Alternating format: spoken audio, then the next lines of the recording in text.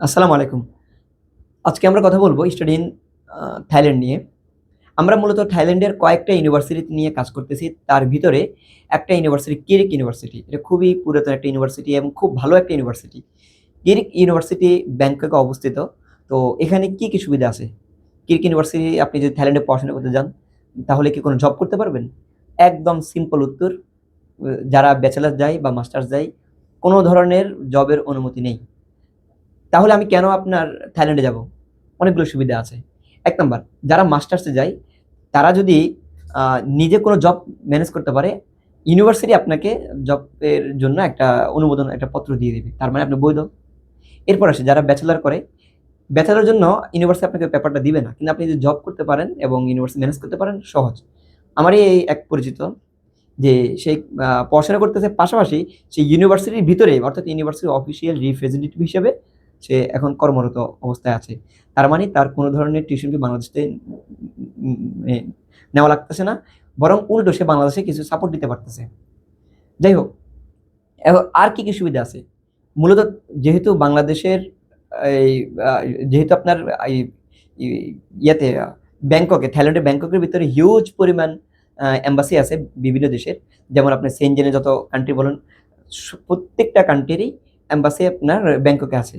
কথা হচ্ছে বাংলাদেশ থেকে চাইলে কেউ ব্যাংককে গিয়ে যে এম্বাসি ফেস করতে পারবে না শর্ট টার্ম ভিসা নিয়ে। অর্থাৎ আপনি টুরিস্টে গিয়ে শর্ট টার্ম ভিসা নিয়ে আপনি ব্যাংককে এই এম্বাসি ফেস করবেন সেনজেনের, এটা আসলে আদৌ পসিবল না। ওদের কন্ডিশনের ভিতরে একটা কন্ডিশন থাকে যে লং টার্ম ভিসা লাগতে হবে। এজন্য যারা মূলত স্টাডি পারপাস যাচ্ছে, তাদের যে ভিসার যে ক্যাটেগরি এটা লং টার্ম ভিসা ক্যাটেগরি। আপনি যখন এম্বাসি ফেস করবেন, যখন যেমন আপনি লিথুয়ানিয়াতে যাবেন, ধরেন আপনি আর ওদের ভ্যাকেশনে কোনো জার্মান যাবেন, জার্মান এম্বাসি যাবেন, যাওয়ার পরে আপনার যে ভিসাটা এলিজিবিলিটি যে দেখাবেন লং টার্ম ভিসাটা, তাহলে আপনি এলিজিবল। তারা আপনাকে আপনার ফাইলটা ওরা অ্যাকসেপ্ট করবে। দেন ভিসা দেওয়া না দেওয়া ওদের ডিসিশন। সাধারণত ভিসা দিয়ে দেয়। আপনারা জানেন বাংলাদেশ থেকে খুব কম লোক যারা ব্যাংককে গিয়ে কোনো সেনজেন কান্ট্রি বা উন্নয়নশীল কোনো কান্ট্রির এম্বাসি ফেস করে, এটা খুবই কম। আপনার মনে হয় না ইতিপূর্বে এই ব্যাপারে কোনো কথা শুনছেন। কিন্তু মজার বিষয় হচ্ছে ব্যাংককে এমন কোনো কান্ট্রি নাই যে হাই কান্ট্রি যে কান্ট্রির এম্বাসি ব্যাংককে নাই। বেশিরভাগই, অর্থাৎ আমি বলতে বেশিরভাগই আছে। নাই এমন না, থাকতে পারে কিন্তু বেশিরভাগই আছে। তো এই একটা সুবিধা গ্রহণ করতে পারেন। আপনি যখন লং টার্ম ভিসার হোল্ডার হবেন, তখন আপনি চাইলে যেকোনো কান্ট্রিরে আপনি এম্বাসি ফেস করতে পারবেন। এই একটা বিরাট একটা সুবিধা। এরপরে ব্যাংককে একটা টুরিস্ট প্লেস, এখানে জব এভেইলেবল আছে। আপনি যদি একটু নড়াচড়া করেন, জব খোঁজেন, তাহলে আপনি অবশ্যই জব পাবেন।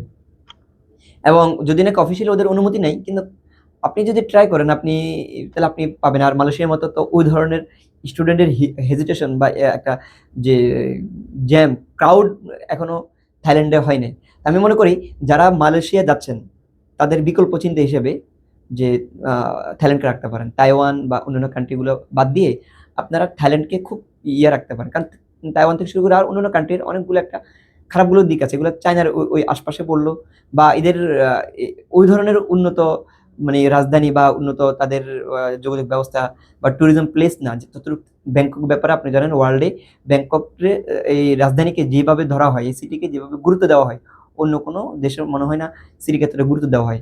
সেই হিসেবে আমি বলি যে আপনার একটা গেট এই একটা গেটওয়ে হতে পারে থাইল্যান্ড, ইউরোপ বা উন্নত কোনো দেশে যাওয়ার জন্য। কেউ যদি কনফার্ম ২ বছরের ব্যাকআপ নিয়ে যেতে পারে, কনফার্ম সে আপনার সেনজেন বা অন্যান্য কান্ট্রিতে সে থাইল্যান্ড থেকে মুভ করতে পারবে। এবং ওই ব্যাপারেও আমরা আপনাদেরকে সহযোগিতা করতে পারবো। তো যারা থাইল্যান্ড ব্যাপারে আগ্রহী, এখনো থাইল্যান্ডের আ পোর্টাল অন আছে, আমাদের সাথে যোগাযোগ করেন। টিউশন ফি কেবলমাত্র ৳১,০০,০০০ থেকে ৳২,০০,০০০ ভিতরেই পার সেমিস্টার। আজকে এই পর্যন্ত। আসসালামু আলাইকুম।